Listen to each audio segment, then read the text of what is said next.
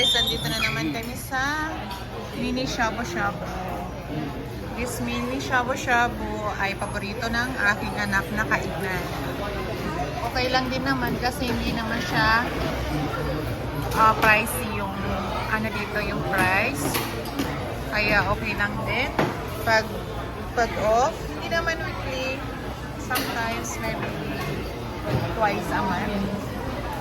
Pag gusto niya kumain. Ito yung paborito niya. Kung hindi sa shabu-shabu. Anak, what's your other favorite? Night market. Ayan, ang aking biloging anak. Kaya hindi pumayat-payat.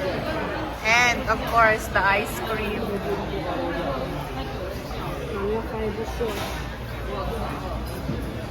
Mana sa daddy. Mahilig kumain.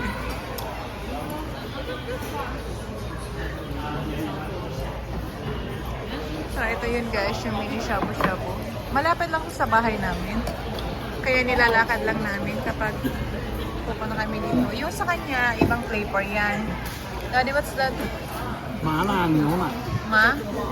麻辣那个是辣，那个是 spicy 的。 Oh, spicy Ah, milk. guys. And then hot milk. Ito sa akin, original lang to guys. How about the one for you? The one for you, nak. What's that? Sasha. Sama chatsa that. Ah, 这一坨嚼烂。 okay. Yung may sauce. So, ayan guys. Kain tayo.